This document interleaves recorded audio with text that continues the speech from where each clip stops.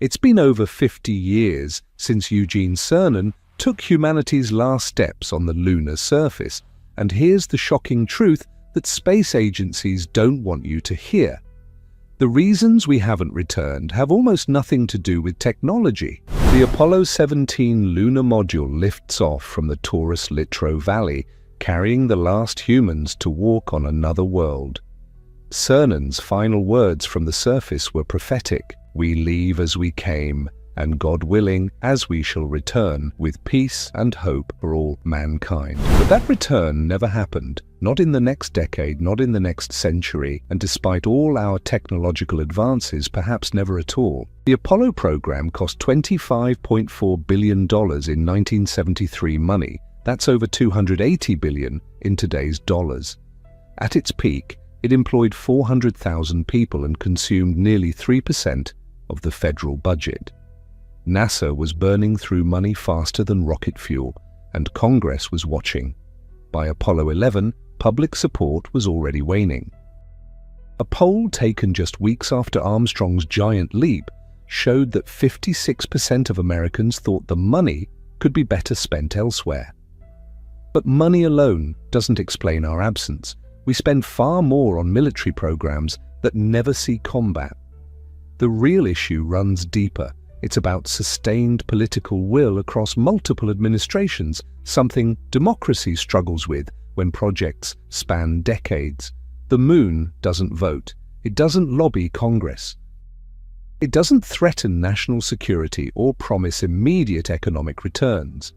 In the brutal calculus of political priorities, lunar exploration loses every time. The technical challenges we faced then remain largely unsolved today. The lunar regolith, that fine, razor-sharp dust that covers everything, isn't just annoying, it's potentially lethal. Harrison Schmitt, the only scientist astronaut to walk on the moon, developed what he called lunar hay fever from breathing traces of the dust. It's so abrasive it wore through the outer layers of spacesuits. It's electrostatically charged, clinging to everything, and it contains microscopic glass beads formed by ancient meteorite impacts that can shred lung tissue. We still don't have a perfect solution for dealing with this omnipresent hazard. Then there's radiation, the silent killer that didn't make headlines during Apollo because those missions were short and lucky. Beyond Earth's protective magnetosphere, cosmic rays and solar particles bombard everything. The Apollo astronauts saw flashes of light with their eyes closed, cosmic rays striking their retinas. They absorbed radiation doses that would be unacceptable by today's safety standards. A solar flare during any of those missions could have been catastrophic. We rolled the dice and won, but that's not a strategy for sustainable exploration. The Van Allen radiation belts, those donut-shaped zones of charged particles trapped by Earth's magnetic field, present another challenge. Apollo missions punched through them quickly, minimizing exposure. But modern spacecraft with more sensitive electronics and longer mission profiles face greater risks. The radiation can flip bits in computer memory, cause cascading system failures, and gradually degrade solar panels and sensors. It's like flying through an invisible minefield where the mines don't explode. They just slowly poison everything. Consider the sheer audacity of what Apollo accomplished with 1960s technology. The Apollo guidance computer had less processing power than a modern car key fob. They navigated using sextants and slide rules. The lunar module was so fragile that astronauts could push their fingers through its walls. It was brilliantly designed for its single purpose, but impossibly inadequate for anything more ambitious. We went to the moon in a tin can wrapped in gold foil, guided by computers weaker than your microwave. Modern safety standards make Apollo's cowboy approach impossible. NASA's current human rating requirements demand multiple redundancies, extensive testing, and failure probabilities calculated to the 9th decimal place. The agency that once embraced calculated risks now operates under the crushing weight of perfect safety. an impossible standard that paralyzes progress. Every component must be certified, every procedure documented, every contingency planned. The paperwork alone for a modern moon mission would weigh more than the lunar module. The geopolitical landscape has shifted dramatically since Apollo. The Cold War provided clear motivation: beat the Soviets or risk ideological defeat. That existential competition justified enormous risks and expenditures. Today's space race with China lacks the same urgency. When China landed Chang'e 4 on the lunar far side in 2019, a historic first, American media barely noticed. The public yawns at achievements that would have dominated headlines in the 60s. But perhaps the most profound barrier is psychological. Apollo was never really about the moon, it was about us. It was humanity's coming-of-age moment, proof that we could transcend our earthly cradle. Once proven, that psychological need was satisfied. We'd metaphorically moved out of our parents' house. We didn't need to keep doing it to prove we could. The moon became been there, done that, yesterday's news in a culture obsessed with the next big thing. The International Space Station orbits at 408 kilometers above Earth, barely higher than the distance from New York to Washington, D.C. The moon sits 384,000 kilometers away, nearly 1,000 times farther. This vast gulf represents more than distance. It's a chasm of complexity that grows exponentially with every kilometer. The ISS can be resupplied every few months, evacuated in hours during emergencies, and constantly monitored from ground control. The moon offers none of these safety nets. If you're enjoying this deep dive into cosmic mysteries, make sure to subscribe and give a thumbs up, because what I'm about to reveal challenges everything you thought you knew about our relationship with the moon. When something breaks on the ISS, and things break constantly in space, spare parts arrive on the next cargo ship. When Scott Kelly's spacewalk went wrong in 2015, Mission Control talked him through repairs in real time. On the moon, you're looking at a 3-second communication delay, spare parts that are 250,000 miles away, and no possibility of rapid evacuation. Every Apollo mission carried a suicide pill protocol, though NASA never publicly acknowledged it. If the ascent engine failed, if they couldn't leave the surface, there were procedures in place for the inevitable. The economic reality of lunar missions has only gotten worse since Apollo. SpaceX, despite revolutionizing launch costs, still charges about $2,700 per kilogram to low Earth orbit. Getting that same kilogram to the moon multiplies the cost by factors that make accountants weep. Every bottle of water, every meal, every spare bolt becomes a financial decision worth more than most people's annual salary. The business case for lunar return collapses under the weight of these numbers. Private companies like Blue Origin and SpaceX promise to change this equation, but their timelines keep slipping. Elon Musk's predictions for lunar missions have shifted from 2018 to 2024 and beyond. Jeff Bezos speaks eloquently about lunar settlements, but struggles to even reach orbit. The gap between billionaire dreams and physics remains stubbornly wide. Money alone can't solve problems that require generational commitment and institutional knowledge that was lost when Apollo ended. Here's something NASA doesn't advertise: we've forgotten how to go to the moon. Not the basic physics. Those equations are eternal. But the institutional knowledge, the thousands of small tricks and techniques that made Apollo work, died with the engineers who created them. The tooling was destroyed, the production lines dismantled, the suppliers went out of business. We'd literally have to reinvent much of Apollo from scratch, and modern environmental and safety regulations would make many of their solutions illegal today.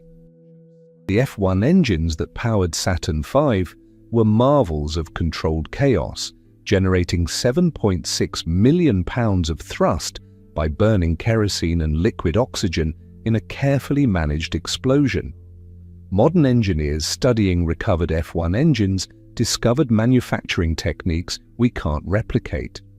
The combustion instability problems were solved through trial and error, creating baffles and injector patterns that worked for reasons we still don't fully understand. The craftsmen who hand-welded those engines took their expertise to their graves. China's lunar ambitions represent a different challenge to Western assumptions about space exploration. Their Chang'e program methodically achieves milestones, orbital missions, landers, rovers, sample returns. They're following Apollo's playbook, but with patience measured in decades, not years. When Chang'e 5 returned lunar samples in 2020, it marked the first sample return in 44 years. Yet this achievement generated less public excitement than a new iPhone release. The cultural momentum that drove Apollo has dissipated. The Artemis program, NASA's current attempt to return, reveals the institutional paralysis gripping space exploration. Originally targeting 2024 for a crewed landing, it's now pushed to 2026 at the earliest, though insiders whisper about 2030 or beyond. The Space Launch System, derisively called the Senate Launch System for its political rather than technical design, priorities, costs $2 billion per launch. It uses space shuttle engines from the 1970s because that's what Congress mandated. We're going backward to go forward, trapped in a cycle of political compromise that would have killed Apollo in its cradle. International cooperation, touted as the future of space exploration, creates its own barriers.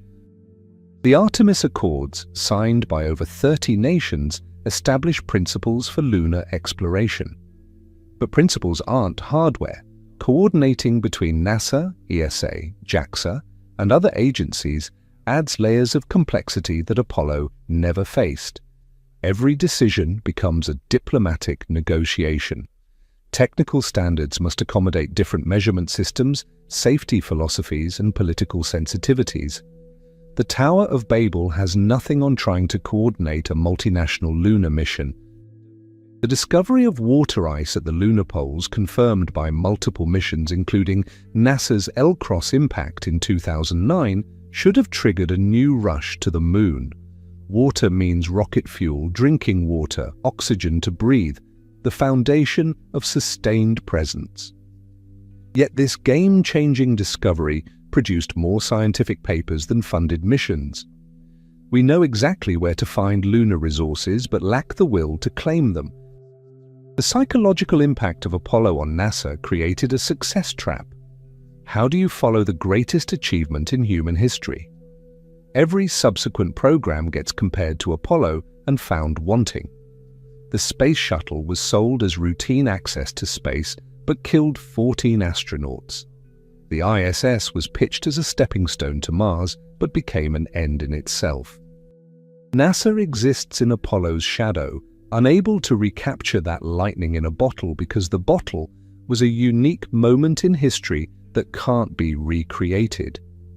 Risk tolerance has fundamentally shifted since the 60s. Apollo 1 killed 3 astronauts in a launchpad fire. NASA learned, adapted, and flew again within 21 months. After Columbia broke apart in 2003, the shuttle program never psychologically recovered. We've become a society that demands perfect safety in an endeavor that's inherently dangerous. This isn't wrong, human life has value, but it makes bold exploration nearly impossible. You can't explore the unknown without accepting unknowable risks. The environmental movement, largely born after Apollo, raises uncomfortable questions about lunar exploitation. Should we strip mine the moon for helium-3? Do we have the right to contaminate another world with our presence? These ethical considerations didn't trouble Apollo planners but now generate lengthy environmental impact studies.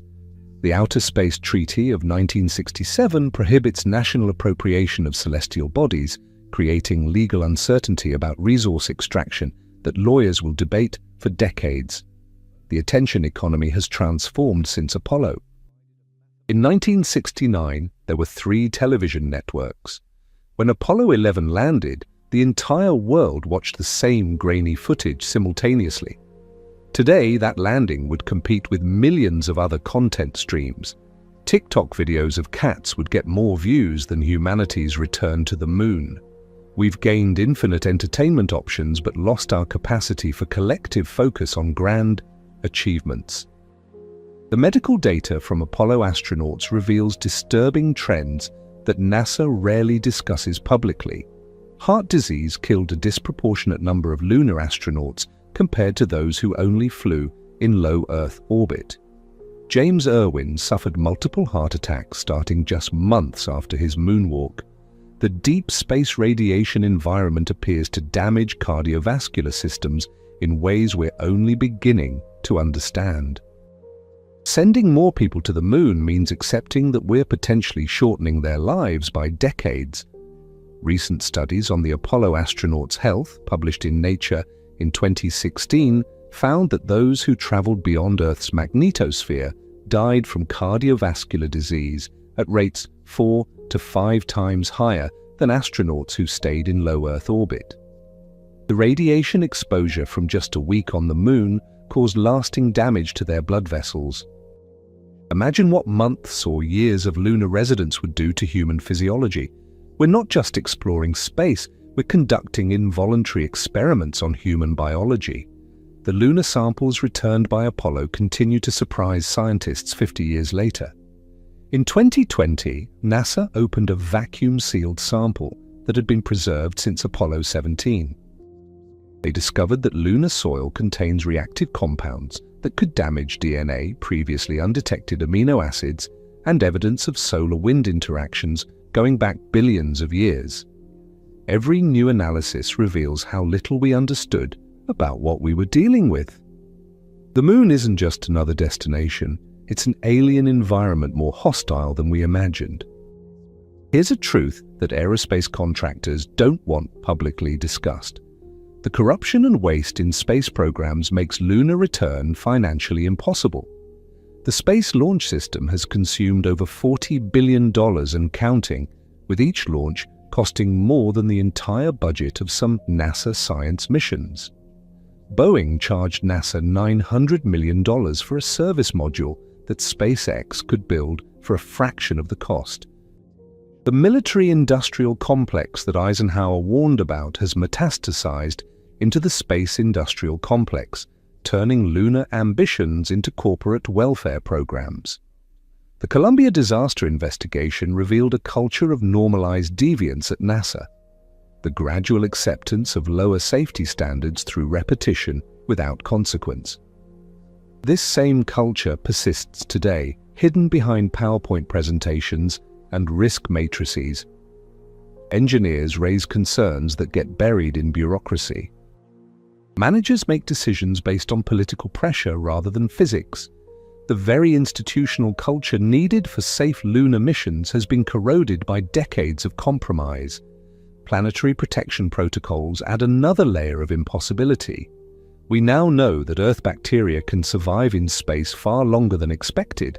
Tardigrades, those microscopic water bears, survived exposure to the vacuum of space on the ISS. If life exists or existed on the moon, and recent evidence suggests it might, we risk contaminating it with Earth organisms.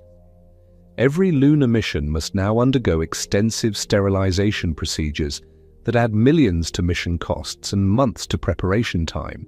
The discovery of lunar lava tubes through orbital imaging should have revolutionized our approach to lunar habitation.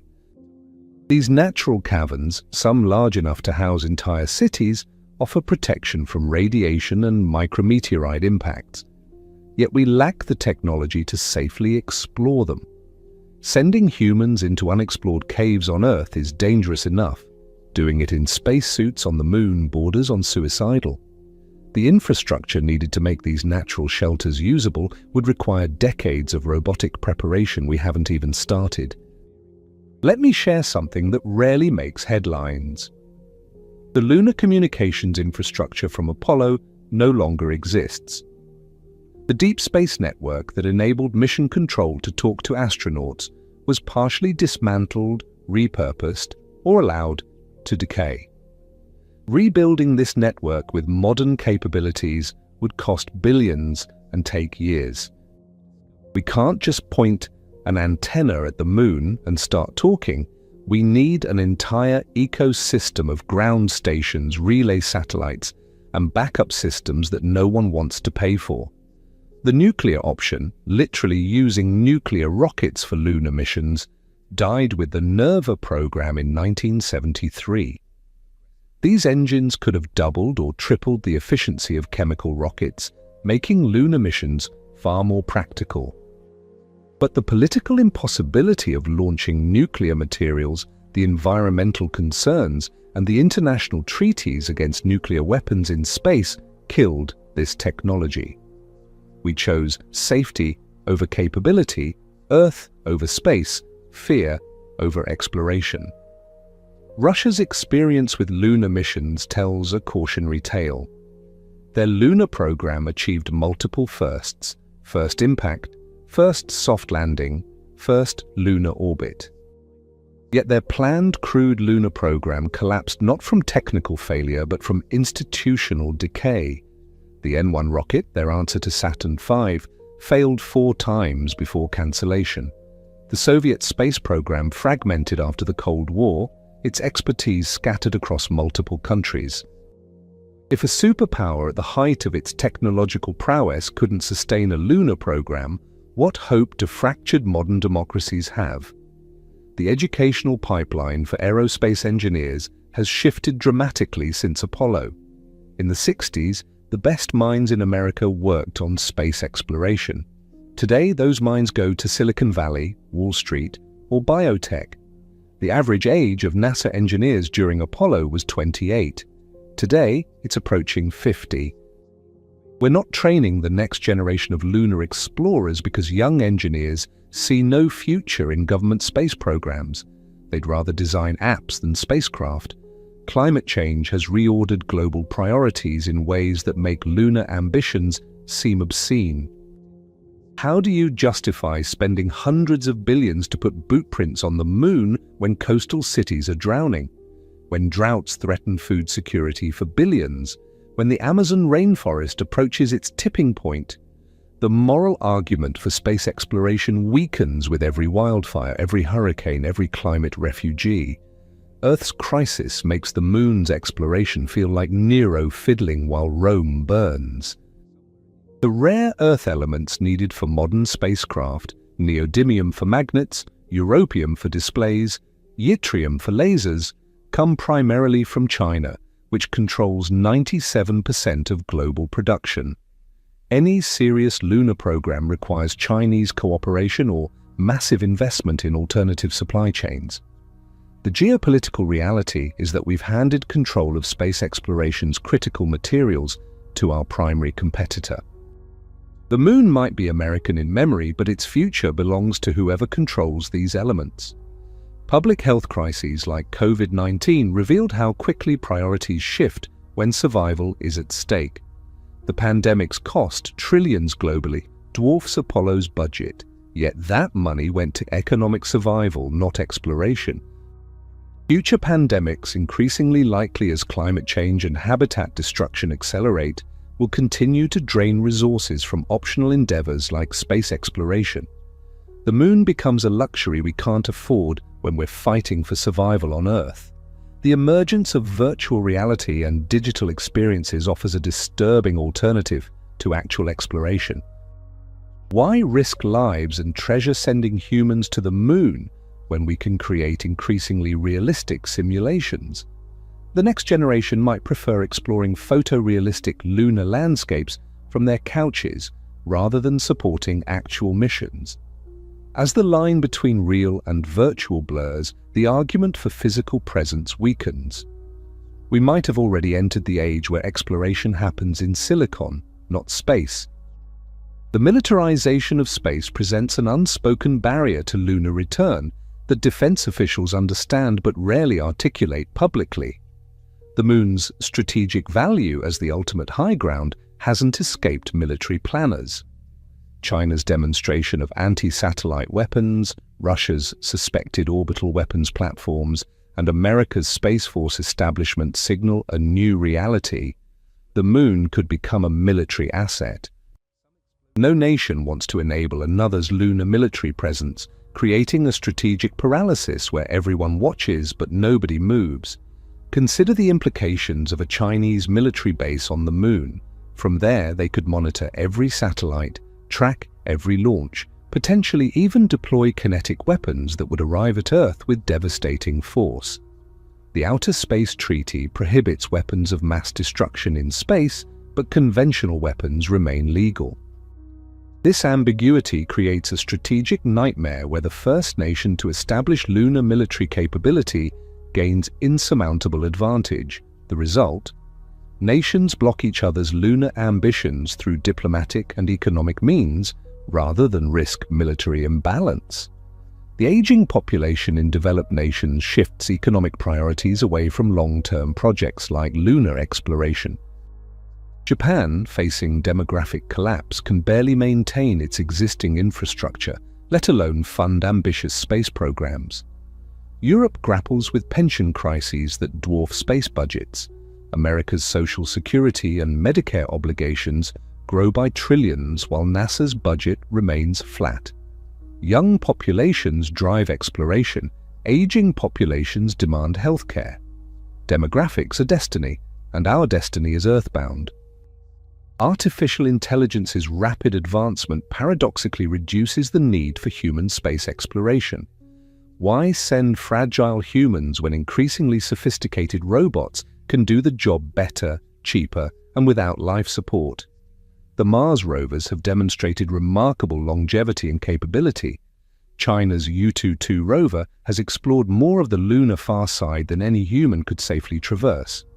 As AI improves, the argument for human presence weakens. We're approaching a point where robots will be our permanent proxies in space. The legal frameworks governing lunar activity remain deliberately vague, creating paralysis through uncertainty. Who owns lunar resources? Can a company claim a crater? What happens if two nations claim territories overlap? The Moon Treaty, attempting to declare the Moon the common heritage of mankind, was rejected by every spacefaring nation. Without clear property rights, no company will invest billions in lunar infrastructure. We've created a legal void that makes commercial lunar development impossible.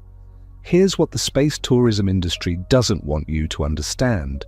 The billionaire space race is actually delaying serious lunar exploration. Blue Origin and Virgin Galactic sell 10-minute joyrides to the edge of space, creating an illusion of progress while contributing nothing to deep space capability. These vanity projects consume resources, talent, and public attention that could support actual lunar missions. We're amusing the ultra-wealthy instead of advancing humanity's reach. The psychological phenomenon known as overview effect, the profound shift in awareness astronauts experience seeing Earth from space, might actually work against lunar return. Apollo astronauts returned with a deep appreciation for Earth's fragility and uniqueness. They became environmentalists, humanitarians, advocates for global cooperation. This transformation suggests that space exploration's greatest value might be teaching us to cherish Earth, not escape it. The Moon's greatest gift was showing us that Earth is our only viable home. Nuclear war remains humanity's sword of Damocles, and it directly impacts lunar ambitions. Any major conflict between nuclear powers would end space exploration for generations. The electromagnetic pulse from nuclear detonations would destroy satellites, creating a cascade of debris that makes orbit impassable, Kessler syndrome on steroids. The resources needed for post-war reconstruction would eliminate space budgets entirely. We're one miscalculation away from losing access to space permanently. The discovery of potentially habitable exoplanets has shifted our cosmic perspective in unexpected ways. Why struggle to survive on the barren Moon when Earth-like worlds orbit distant stars? Projects like Breakthrough Starshot propose sending tiny probes to Proxima Centauri within this century. The moon increasingly looks like a pointless detour rather than a stepping stone. Our imagination has leapt past the moon to worlds that might harbor life, making lunar exploration feel antiquated.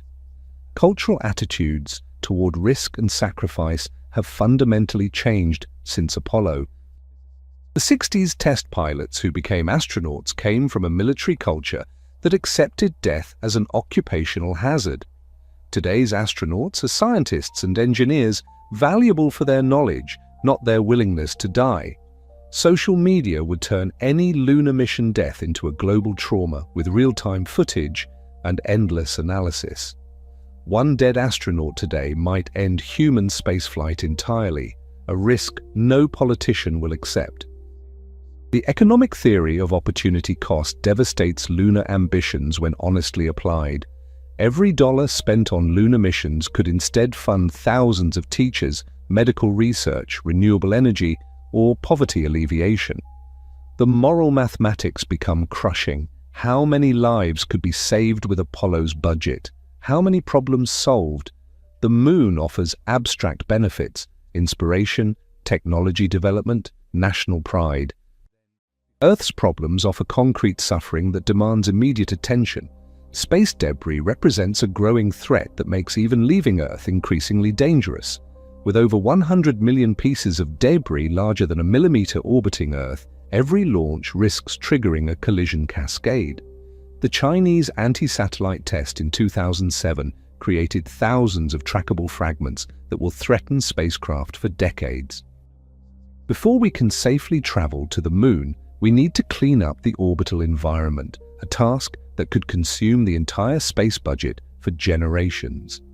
The energy requirements for lunar missions clash directly with climate commitments. A single Saturn-filled launch released as much carbon as a small city produces in a year. Modern rockets, while more efficient, still represent massive carbon expenditures for marginal benefit. How do nations committed to carbon neutrality justify lunar missions? The cognitive dissonance between fighting climate change and burning massive amounts of fuel for space exploration creates political paralysis. Biotechnology's revolution suggests that humanity's future lies inward, not outward. Gene editing, life extension, consciousness uploading — these technologies promise to transform human existence more profoundly than any lunar base. Why adapt humans to space when we can engineer ourselves for immortality on Earth? The billions required for lunar missions could instead fund research that eliminates aging, disease, and perhaps death itself. The moon is geography. Biotechnology is transcendence. The insurance industry's risk models make lunar missions financially impossible for private companies. No insurer will cover human lunar missions at premiums companies can afford. The liability for astronaut death, mission failure, or environmental damage exceeds any potential profit. Government missions can self-insure, but private lunar ambitions die in actuarial tables. Space exploration's privatization, supposedly the path to affordable access, founders on the mathematics of risk. The quantum computing revolution reveals a disturbing truth about our technological priorities. While we pour billions into developing computers that operate at the edge of physics, the basic life support systems needed for lunar survival remain largely unchanged since Apollo. We can simulate the universe at the quantum level, but can't reliably produce water from lunar regolith. This disconnect between our advanced capabilities and basic survival technology creates a barrier that grows wider each year. Recent declassified documents from the Apollo era reveal how close we came to disaster on every mission. Apollo 11's computer overloaded during descent, forcing Armstrong to land manually with seconds of fuel remaining. Apollo 12 was struck by lightning during launch, temporarily knocking out critical systems. Apollo 13's explosion is well known, but fewer people realize that Apollo 16's engine nearly exploded in lunar orbit. We succeeded through luck as much as skill, and luck isn't a sustainable strategy for lunar return. The microbiome revolution in medicine adds another layer of complexity to lunar missions. We now understand that humans aren't individuals but walking ecosystems hosting trillions of bacteria essential for digestion, immunity, and even mental health. The sterile environment of spacecraft and lunar habitats could devastate these microbial communities. Astronauts on long missions report digestive problems, weakened immunity, and psychological changes potentially linked to microbiome disruption. We might be biologically incapable of thriving in the moon's sterility. Here's what the nuclear power industry doesn't advertise: the radioisotope thermoelectric generators that powered Apollo's lunar experiments came from a nuclear weapons infrastructure that no longer exists. The plutonium-238 needed for space nuclear power isn't produced commercially. NASA's current supply would barely power a single lunar mission. Restarting production requires weapons-grade nuclear facilities that violate non-proliferation treaties. The moon's exploration is held hostage by nuclear disarmament. The rise of authoritarian governments worldwide threatens international space cooperation. Russia's invasion of Ukraine shattered decades of partnership on the ISS. China's human rights violations make cooperation politically toxic in democracies. The European Space Agency fractures along national lines as populist governments prioritize domestic spending. The international collaboration needed for sustainable lunar presence becomes impossible when nations view each other as enemies rather than partners. Cryptocurrency and blockchain technology have absorbed many of the brilliant minds who might have worked on space exploration. The promise of quick wealth through digital speculation attracts talent that once dreamed of the stars. Universities report aerospace engineering enrollment declining while computer science programs overflow. We're training a generation to mine digital coins instead of lunar resources, to build virtual worlds instead of exploring real ones. The psychological concept of shifting baseline syndrome explains why each generation accepts diminished expectations for space exploration. Those who lived through Apollo expect lunar bases by now. Generation X settled for the space shuttle. Millennials consider the ISS an achievement. Generation Z might view suborbital tourism as the pinnacle of human spaceflight. Each generation's reduced expectations become the next generation's normal, creating a downward spiral of ambition. Water scarcity on Earth makes the moon's ice reserves a source of potential conflict rather than cooperation. As aquifers deplete and glaciers melt, the idea of mining lunar water for Earth becomes simultaneously more attractive and more contentious. Who has the right to extract water from the moon when billions lack clean drinking water on Earth? The ethical frameworks for resource extraction that we can't resolve on Earth become impossibly complex when applied to the moon. The emergence of deepfakes and digital manipulation erodes the trust necessary for public support of lunar missions. In an era where any video can be faked, how do you prove astronauts actually reached the moon? Conspiracy theories about Apollo being filmed on a soundstage would explode in today's environment. The authentication infrastructure needed to verify lunar missions might cost more than the missions themselves. We've entered an age where seeing isn't believing, making grand achievements impossible to validate. Fusion Power's eternal 20 years away status mirrors lunar exploration's perpetual postponement. Both represent technologies we understand theoretically but can't implement practically. The joke that fusion is always 20 years in the future applies equally to lunar return. These parallel failures suggest a deeper inability to execute long-term technological projects in modern democratic societies. We've become experts at promising the future while failing to deliver it. The gig economy's rise reflects cultural changes incompatible with lunar exploration. Apollo required hundreds of thousands of people dedicating careers to a single goal. Today's workers expect to change jobs every few years, pursuing personal fulfillment over institutional loyalty. The deep expertise needed for lunar missions requires decades of specialized experience. How do you build that expertise when your engineers leave for startups after 2 years? The cultural infrastructure for grand projects has evaporated. Antibiotic resistance threatens to make lunar missions medically impossible. In the closed environment of a spacecraft or lunar base, a resistant infection could kill an entire crew. The overuse of antibiotics on Earth is creating superbugs that no medicine can treat. Sending humans to the moon means accepting that a simple infection could become a death sentence. The medical technology racing to stay ahead of evolution might lose that race before we're ready for lunar return. The collapse of science journalism means lunar missions would struggle to maintain public support.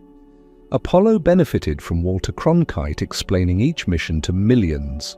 Today's fragmented media landscape offers no equivalent unified voice. Complex missions get reduced to tweets, nuanced achievements become clickbait, and failures get amplified while successes are ignored. Without effective science communication, public support for expensive lunar programs becomes impossible to sustain. Virtual reality's improvement trajectory suggests that simulated lunar experiences might satisfy humanity's exploration urge without actual missions. As haptic feedback improves and neural interfaces develop, the distinction between real and virtual exploration blurs. Why risk death on the real moon when a perfect simulation offers the same experience? This technological escape hatch lets us abandon difficult reality for comfortable illusion, making actual lunar return psychologically unnecessary. The rise of universal basic income discussions reflects economic realities that preclude lunar investment. As automation eliminates jobs and inequality soars, governments face pressure to provide basic sustenance to millions. The political impossibility of funding lunar missions while citizens struggle for basic needs becomes insurmountable. Space exploration becomes a luxury that democracies facing economic disruption simply cannot afford. The moon loses to the mortgage every time. The terraforming dreams that once justified lunar bases have collided with biological reality. Recent experiments with closed biospheres reveal the impossibility of creating self-sustaining environments. Biosphere 2, despite millions in funding and years of preparation, failed catastrophically. Oxygen levels plummeted, carbon dioxide soared, and the carefully designed ecosystem collapsed within months. If we can't maintain a sealed environment in Arizona, how can we possibly create one on the moon? The dream of lunar gardens feeding astronauts remains exactly that, a dream divorced from biological reality. China's social credit system and increasing surveillance state mentality pose unique challenges to international lunar cooperation. How do you collaborate with a nation that might use lunar positioning for mass surveillance? The same technology that tracks lunar rovers could monitor global communications. The dual-use nature of space technology means every collaborative project potentially enhances authoritarian control. Democratic nations face an impossible choice: exclude China and forfeit their resources, or enable technologies that oppress billions. The pharmaceutical industry's focus on profitable treatments over cures reveals a mindset antithetical to space exploration. Lunar missions require solving problems permanently, not managing them indefinitely. But our economic systems reward recurring revenue, not one-time solutions. This fundamental misalignment between capitalism's incentives and space exploration's needs creates systemic barriers. Companies that could develop life support systems make more money selling daily medications than enabling lunar habitation. Here's a calculation that aerospace companies avoid publicizing. The carbon footprint of manufacturing a single lunar mission exceeds some nations' annual emissions. Mining rare earths, refining aluminum, producing fuel. Every step devastates environments. The satellites monitoring climate change rely on rockets that accelerate it. This circular irony becomes harder to justify as climate impacts intensify. How do you sell lunar missions to populations fleeing wildfires and floods?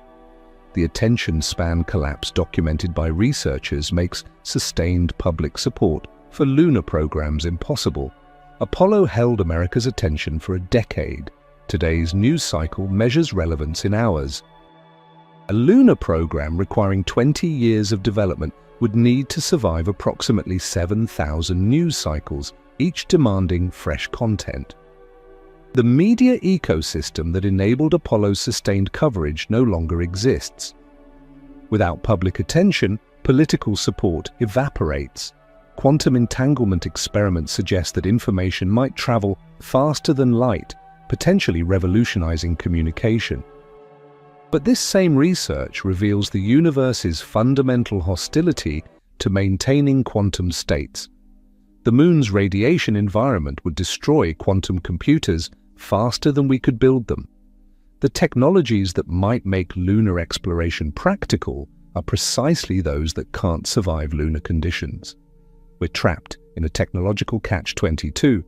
The collapse of international trust makes sharing the sensitive technologies required for lunar missions impossible. Rocket technology is inherently dual-use. Every lunar launcher is a potential ICBM. Guidance systems that navigate to the Moon can deliver warheads. Life support systems that sustain astronauts can enable biological weapons research. Nations guard these technologies jealously, making the international cooperation required for affordable lunar missions politically impossible.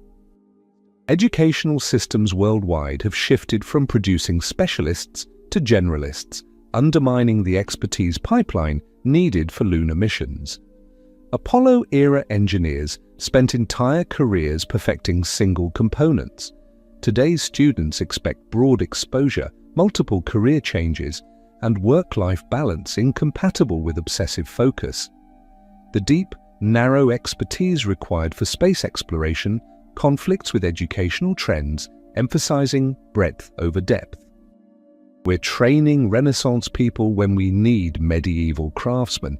The rise of synthetic biology promises to solve Earth's problems without leaving it. Why mine the Moon for resources when engineered bacteria can produce them? Why seek new frontiers when we can redesign life itself? The billions required for lunar missions could instead fund research into organisms that eat plastic, produce fuel, or terraform Earth itself. The Moon offers barren rock. Synthetic biology offers infinite possibility. Investment flows toward transformation, not transportation. Social media's algorithmic amplification of negativity makes failure intolerable for public programs. Apollo 1's fire killed 3 astronauts, but the program continued with public support. Today, a single failure would generate millions of posts, trending hashtags, and viral videos demanding cancellation. Risk-averse politicians would immediately defund programs to avoid association with tragedy. The cultural permission to fail forward that enabled Apollo has been replaced by demand for perfect safety. The discovery of Earth's 6th mass extinction event reframes lunar ambitions as escapism from responsibility. While species disappear at rates not seen since the dinosaurs, space agencies plan flags and footprints on dead rocks. The moral weight of preventing extinction on Earth crushes arguments for spreading life to the Moon. How do you justify lunar greenhouses while Earth's rainforests burn? The ethics of exploration collapse when exploration means abandoning crisis. Cryptocurrency's energy consumption reveals uncomfortable truths about technological priorities. Bitcoin mining consumes more electricity than entire nations, producing nothing but digital tokens. This waste dwarfs Apollo's energy budget while contributing nothing to human knowledge or capability. If society accepts such waste for speculation, the efficiency arguments against lunar missions ring hollow. We've revealed that resource allocation follows profit, not purpose. The loneliness epidemic documented by health researchers suggests that human psychology rebels against the isolation required for lunar missions. Depression, anxiety, and suicide rates soar in developed nations despite unprecedented connectivity. Sending humans to the moon's absolute isolation might push fragile psyches past breaking points. The same technologies that enable communication paradoxically increase perceived isolation. Lunar explorers would face psychological challenges that social media has made worse, not better. Genetic engineering's promise to enhance human capability might make unmodified humans obsolete for space exploration. Why send fragile baseline humans when we could engineer radiation-resistant, low-oxygen-adapted posthumans? But this path leads to ethical minefields that make lunar exploration seem simple. Do enhanced humans have the same rights? Can we force modifications on astronauts? The moon might be reachable only by abandoning humanity itself. The insurance industry's climate models show coastal infrastructure failing faster than expected, redirecting trillions from discretionary spending to seawalls and relocations. Miami's slow-motion drowning costs more than a Mars program. New York's flood defenses exceed NASA's budget. The infrastructure bill coming due from decades of climate denial leaves nothing for lunar dreams. We'll spend the next century paying for the previous century's emissions. And speaking of Mars, if you are curious why going to Mars is not an option, check out my video called "This is Why We Would Never Survive on Mars." The link is in the description and pinned on the comments. The discovery of microplastics in human blood reveals how thoroughly we've contaminated Earth's biosphere.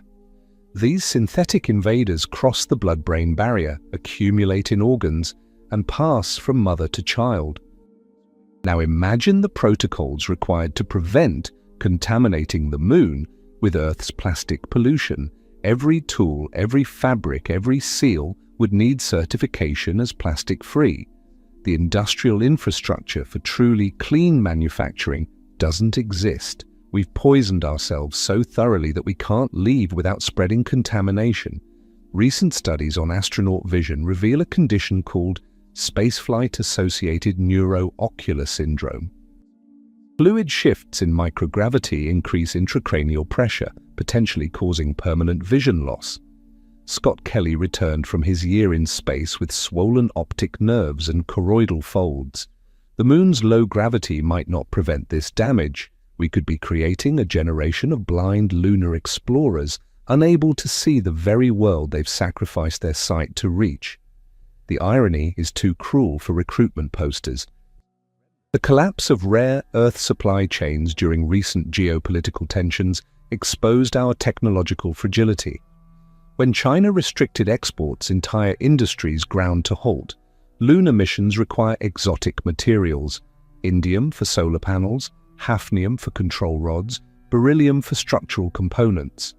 Each material represents a potential choke point where hostile nations could strangle lunar ambitions. We've built a technological civilization too complex for the political world that must sustain it. Here's what defense contractors understand but won't say publicly. The militarization of space makes civilian lunar missions impossible. Every lunar technology has weapons applications. Mass drivers for launching cargo become kinetic bombardment systems.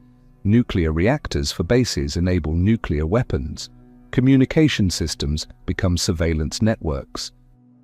The dual-use nature means military classification restricts sharing, international cooperation becomes espionage risk, and peaceful exploration provides cover for weapons development. The moon is already a battlefield. We just haven't started shooting yet. The metabolic research on hibernation reveals why science fiction's solution to long space journeys remains fantasy. Hibernating animals don't just sleep, they undergo profound physiological changes that would be fatal to humans. Our large brains consume too much energy to survive metabolic suppression. The cellular damage from extended hibernation would age astronauts decades in months. The shortcut to surviving lunar missions through suspended animation leads nowhere. We're trapped in real time, with all its resource demands and psychological challenges. Ocean acidification from carbon absorption threatens the base of Earth's food chain, making lunar agriculture research seem obscenely misplaced. While we dream of growing potatoes on the moon, phytoplankton that produce half our oxygen face extinction, the expertise needed for closed-loop lunar life support could save Earth's oceans, but funding flows toward hypothetical lunar greenhouses instead of actual terrestrial ecosystems. We're planning dinner parties on the moon while Earth's kitchen burns. The social fragmentation accelerated by pandemic isolation revealed humanity's psychological fragility. Suicide rates soared, mental health systems collapsed, and social bonds shattered under far less isolation than lunar missions demand. The astronauts we'd send to the moon would need unprecedented psychological resilience precisely when society produces increasingly fragile individuals. Selection criteria from the Apollo era would eliminate most modern candidates. We've become too psychologically dependent on constant connection to tolerate lunar isolation. Artificial intelligence's electricity consumption trajectory makes lunar missions energetically impossible. Training a single large language model consumes as much power as thousands of homes. The AI systems needed for autonomous lunar operations would require nuclear reactors just for computation. Every watt spent on AI is a watt not available for life support. The future we're building consumes too much power to leave Earth. We're prisoners of our own computational complexity. The breakdown of international scientific publishing reveals how thoroughly competition has replaced cooperation. Research that once flowed freely now hides behind paywalls, classification stamps, and corporate secrets. Chinese lunar research remains opaque, Russian contributions get sanctioned, and American innovations become trade secrets. The free exchange of knowledge that enabled Apollo has been replaced by information hoarding that makes collaborative lunar missions impossible. We've built walls around the very knowledge needed to escape Earth. Deepening wealth inequality creates political dynamics that preclude lunar investment. Billionaires funding vanity space projects generate backlash against all space spending. How do you justify lunar bases to populations living in tent cities? The optics of space exploration become politically toxic when contrasted with terrestrial suffering. Every lunar mission proposal becomes ammunition for populist politicians denouncing elite escapism. The wealthy poison the well of public support through their orbital joyrides. The discovery of forever chemicals in rainwater worldwide demonstrates our inability to contain technological consequences. PFAS compounds now contaminate every water source on Earth, from Arctic snow to tropical rainfall. These chemicals persist for thousands of years, accumulating in living tissue. The same industrial processes that would build lunar infrastructure spread these poisons. We can't manage our waste products on Earth.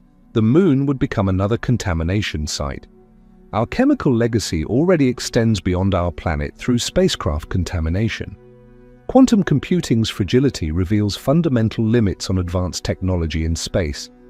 Quantum states decohere from the slightest vibration, temperature change, or electromagnetic interference. The moon's temperature swings of 300 degrees, micrometeorite impacts, and radiation environment would destroy quantum computers instantly. The advanced computing needed for autonomous lunar operations can't survive lunar conditions.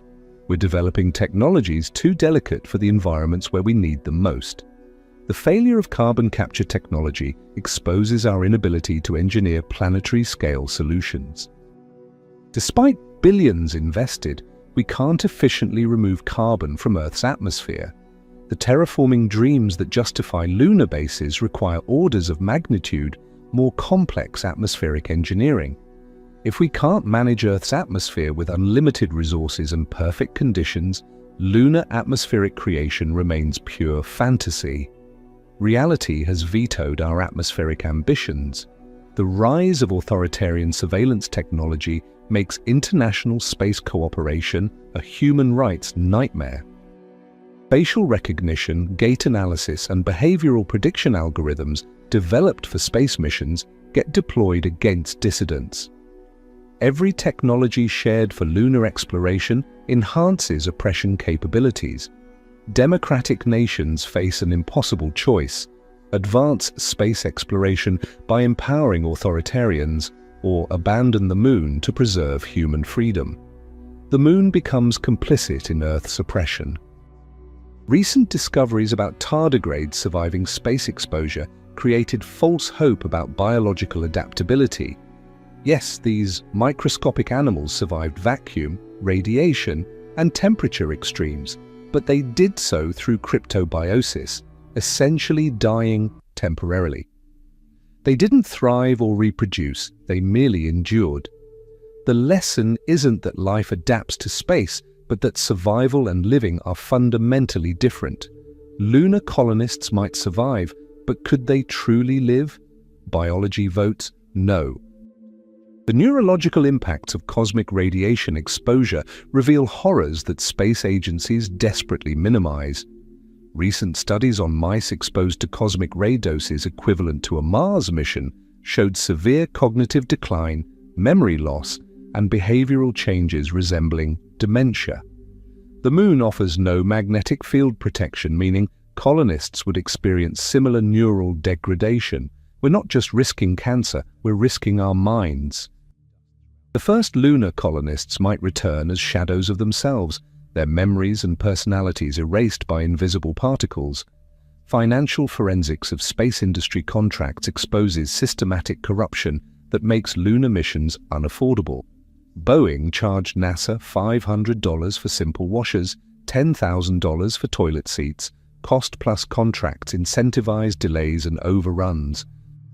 The SLS program has consumed enough money to fund dozens of robotic missions, yet delivered a single test flight. This isn't incompetence, it's a system designed to extract maximum profit from minimal progress. The moon remains unreachable because reaching it would end the gravy train. The collapse of global phosphorus supplies presents an existential threat that makes lunar exploration morally indefensible. Phosphorus is essential for all life, irreplaceable in agriculture, and running out. Morocco controls 70% of remaining reserves. Wars over phosphorus will make oil conflicts seem quaint. Yet lunar mission planning ignores this looming catastrophe, proposing to spend billions reaching barren rock while Earth faces agricultural collapse. The chemistry of survival trumps the romance of exploration. Here's what materials scientists won't admit publicly. We've lost the ability to manufacture many Apollo-era materials. Environmental regulations banned the chemicals, specialized facilities closed, and institutional knowledge vanished. The ablative heat shields that protected Apollo capsules required asbestos-based materials now illegal worldwide. Modern substitutes perform worse at higher cost. Progress isn't always forward. Sometimes we lose capabilities we can't recover. The moon recedes as our materials science regresses. The methane emissions from thawing permafrost create a feedback loop that makes climate change unstoppable. Siberian craters release methane plumes visible from space. Each degree of warming releases more methane, causing more warming. We've triggered a planetary state change that will consume all resources for adaptation. Lunar missions become unconscionable when we need every dollar, every brilliant mind, every ounce of effort to manage Earth's transformation. The moon is a luxury for a stable planet we no longer inhabit. Advances in brain-computer interfaces suggest a future where physical exploration becomes obsolete. Why risk death on the moon when you can experience perfect neural simulation? Neuralink and similar technologies promise direct sensory input indistinguishable from reality. The generation raised on virtual experiences might find actual lunar exploration primitive, like choosing to walk when you could teleport. Technology doesn't enable exploration, it replaces the need for it. The discovery of antibiotic resistance genes in Antarctic ice cores proves that human contamination reaches Earth's most remote locations. These genes, from human waste, now circulate in ecosystems that never encountered humans. The Moon's contamination wouldn't be theoretical, it's inevitable. Every boot print would deposit Earth microbes, forever altering lunar chemistry. We've proven incapable of exploration without contamination. Planetary protection isn't just protocol, it's an admission of our infectious nature. Social credit systems spreading globally create populations psychologically unsuited for lunar exploration. These systems reward conformity, punish risk-taking, and create citizens optimized for compliance. Lunar missions require individuals willing to challenge authority, take calculated risks, and think independently. We're engineering societies that produce the opposite. The explorer personality becomes extinct through systematic selection against it. Brave, new worlds require brave people we're systematically eliminating. The energy return on investment for lunar missions approaches zero when honestly calculated. Every joule spent reaching the Moon could generate multiple joules invested in terrestrial renewable energy. Solar panels in Earth's deserts outperform hypothetical lunar power stations when transmission losses are included. The thermodynamics of space exploration make it an energy sink, not source. Physics itself argues against leaving Earth. We're fighting fundamental equations that always win. Recent revelations about astronaut DNA damage show that space permanently alters human genetics. Telomeres lengthen, then rapidly shorten, chromosomes invert, and gene expression changes persist years after return. These aren't temporary adjustments, they're permanent rewrites of human code. Lunar colonists wouldn't just visit another world, they'd become another species. The ethical implications of intentionally creating genetically altered humans through environmental exposure remain unexplored. We're proposing speciation without consent. The collapse of science funding globally reflects priorities incompatible with lunar ambitions. Basic research budgets shrink while military spending soars. Universities eliminate tenure, forcing researchers into short-term thinking. The patient capital needed for lunar missions, investments with 20-year horizons, no longer exists. Quarterly earnings reports drive decision-making. The Moon requires cathedral thinking in an era of strip mall planning. Our economic timeframes have contracted below the threshold for great achievements. Microplastic contamination in the food chain means lunar food production would import Earth's pollution. Every seed carries plastic particles. Hydroponic systems concentrate contaminants. The clean slate promised by lunar agriculture is fantasy. We transplant our contamination along with our crops. The dream of pure lunar environments dies in the reality of our thoroughly poisoned biology. We can't escape ourselves, even on another world. The psychological concept of learned helplessness explains public apathy towards space exploration. Decades of broken promises, lunar bases by 1980, Mars by 2000, asteroid mining by 2020, created cynicism. Each failed prediction reduces belief in the next promise. The public has learned that space futures never arrive.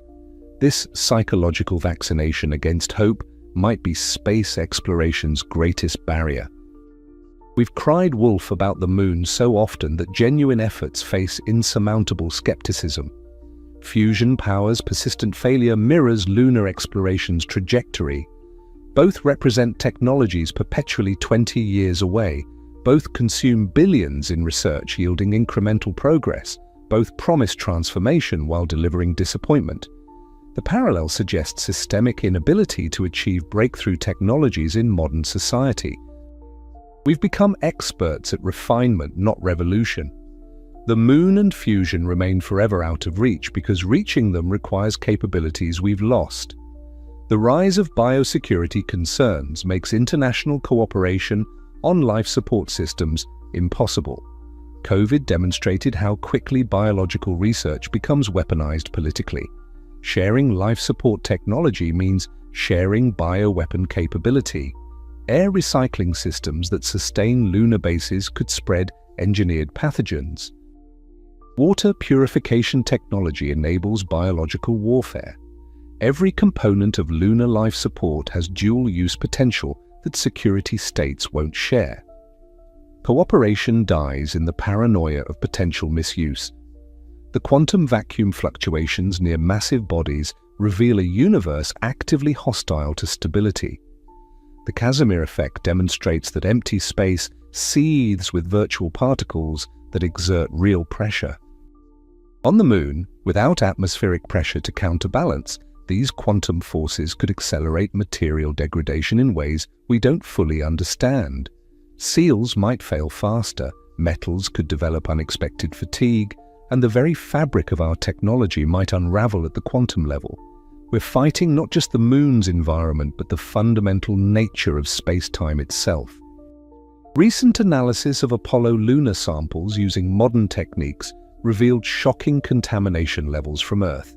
Despite heroic efforts at cleanliness, every sample contains traces of terrestrial materials. The clean rooms weren't clean enough. The protocols failed. If we couldn't keep Earth out of sample containers, how could we keep it out of lunar habitats? The contamination problem runs deeper than technology. It's embedded in the impossibility of perfect isolation. The Moon's pristine environment died the moment we touched it. The demographic collapse in technical fields presents an insurmountable expertise crisis. Aerospace engineering enrollment has dropped 70% since Apollo. The average age of spacecraft designers approaches retirement. Young talent flows to AI, biotech, and finance. The specialized knowledge required for lunar missions exists in aging brains that retire faster than they can train replacements. We're watching the human infrastructure for space exploration literally die off.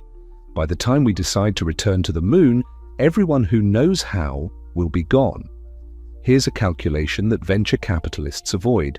The total addressable market for lunar products is essentially zero. Helium-3 for fusion reactors that don't exist. Water for missions that aren't funded.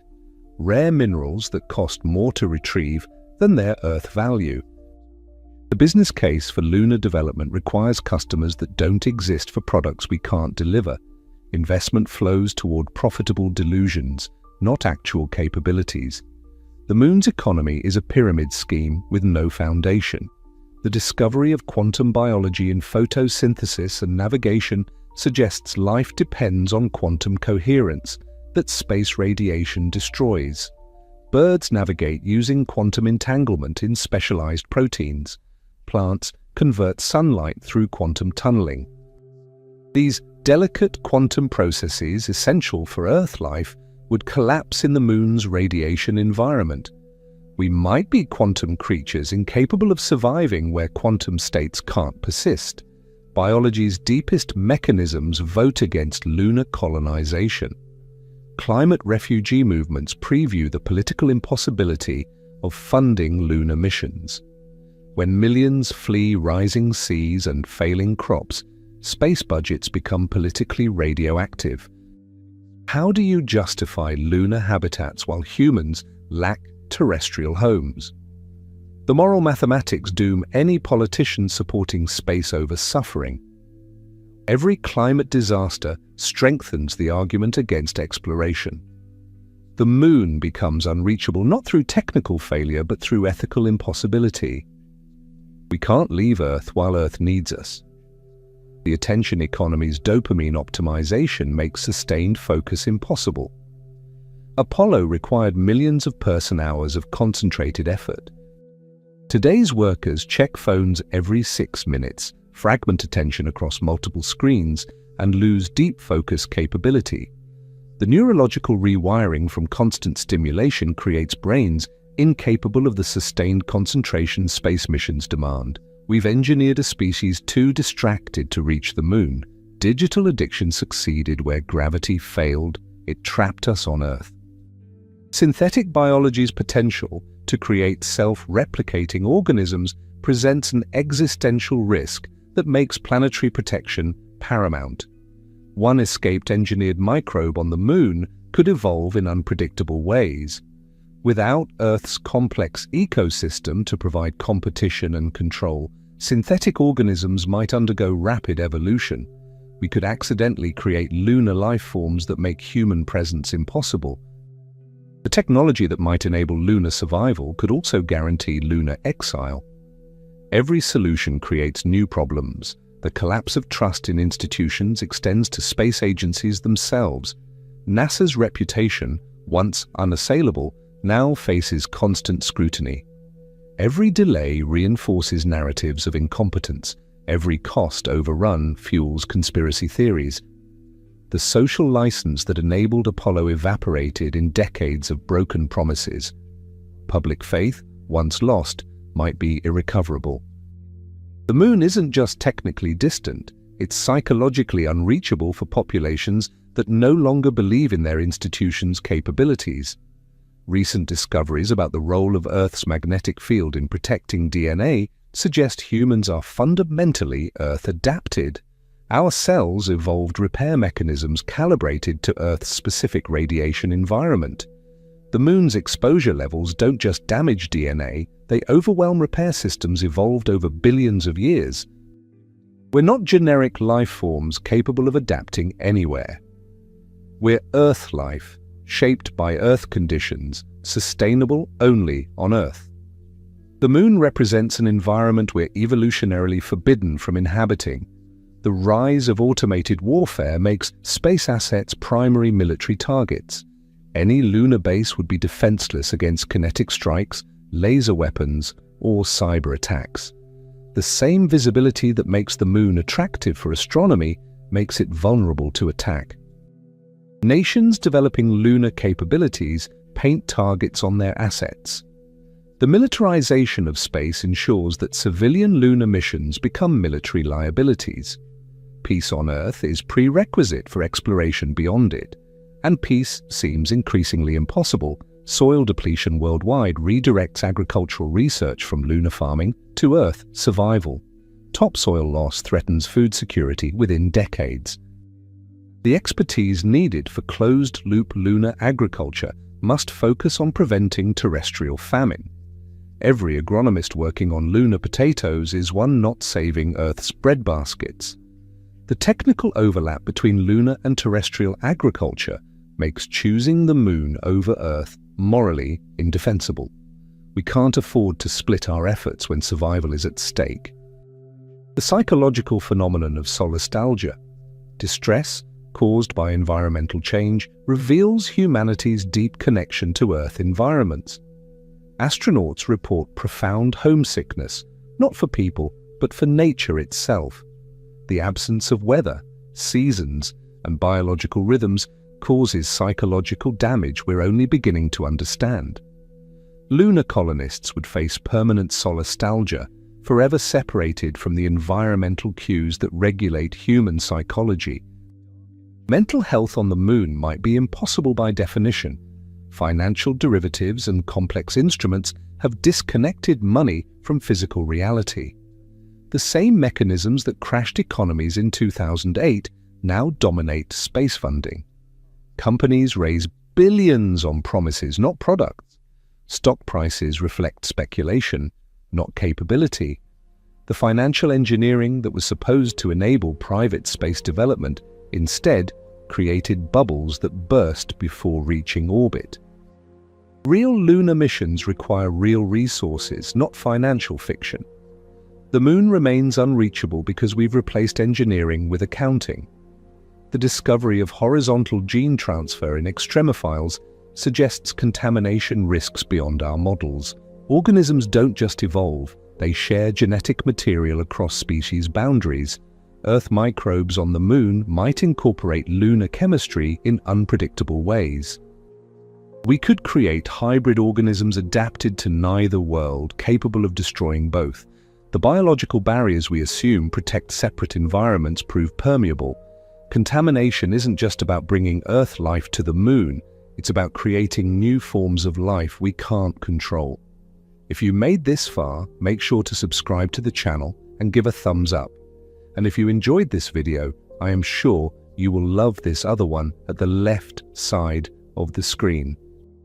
Why anyone who goes to Mars will never return to Earth.